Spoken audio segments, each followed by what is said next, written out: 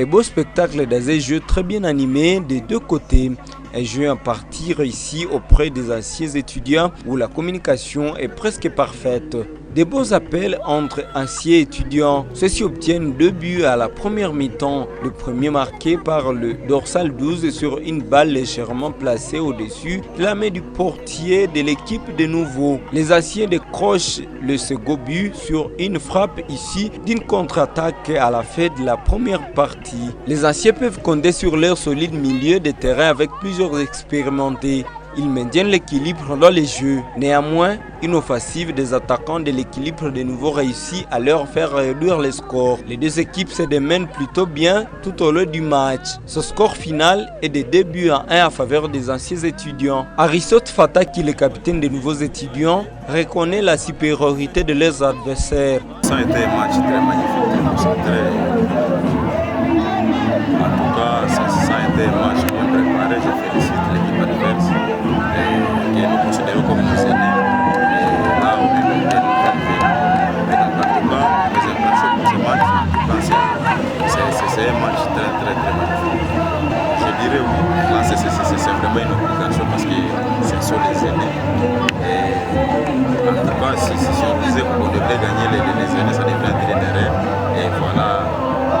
En tout cas, on est obligé d'accepter cette défaite-là. L'équipe HN a été, c'est une équipe qui est vraiment pleine de talent.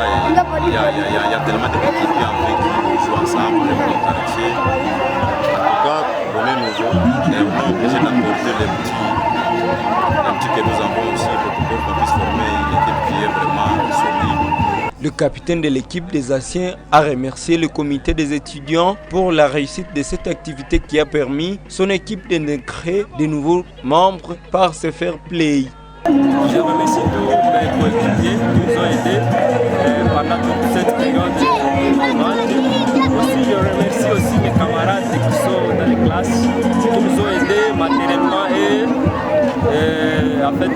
matériellement et tout comme ça. On ne suit pas quand même les joueurs moindres et ils se sont préparés en conséquence.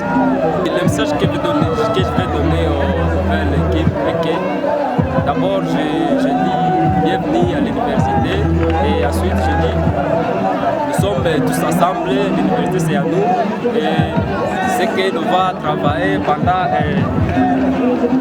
l'année académique. Nous avons tant de matchs à préparer et tout simplement je dis bienvenue à l'UAC.